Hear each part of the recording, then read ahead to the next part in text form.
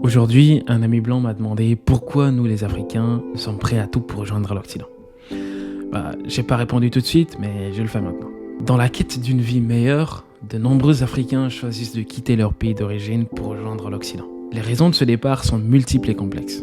Parmi elles, on trouve la recherche de meilleures opportunités économiques, le désir d'échapper à la pauvreté, le chômage, à l'instabilité politique qui sévit dans certains pays d'Afrique. Je suis guinéen et je sais que c'est pas facile pour mes compatriotes qui y vivent. D'ailleurs, c'est pas facile pour chaque Africain de se demander qu'est-ce que je vais manger demain. Cependant, vous devez savoir que derrière chaque départ se cache une histoire personnelle.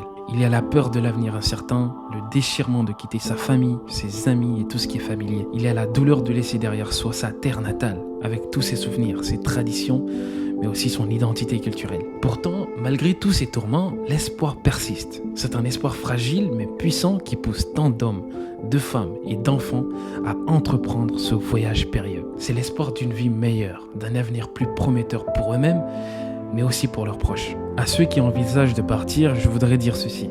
Écoutez votre cœur, mais ne perdez pas de vue la réalité. Le chemin vers l'Occident est celui d'obstacles et de dangers. Avant de prendre une décision aussi importante, prenez le temps de réfléchir et de vous informer. Cherchez des alternatives, explorez les possibilités qui s'offrent à vous, ici, chez vous, en Afrique. Pour exemple, je citerai un ami proche à moi qui vit en Côte d'Ivoire. Il a décidé de rester, de travailler et de trouver sa voie. Et je te salue de passage, mon ami.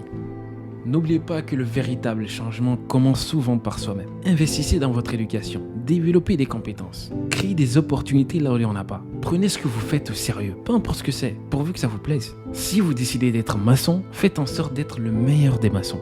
Si vous décidez d'être mécanicien, faites en sorte d'être le meilleur des mécaniciens. Si vous êtes enseignant, faites en sorte d'être le meilleur des enseignants. Et si vous avez décidé d'être un voleur, faites en sorte d'être le meilleur des voleurs. En tout cas, tant qu'on ne met pas la main sur vous. Mais bon, pour être plus sérieux, sachez qu'ensemble, nous pouvons bâtir un avenir meilleur pour l'Afrique et pour tous ceux qui y vivent. Merci de m'avoir écouté.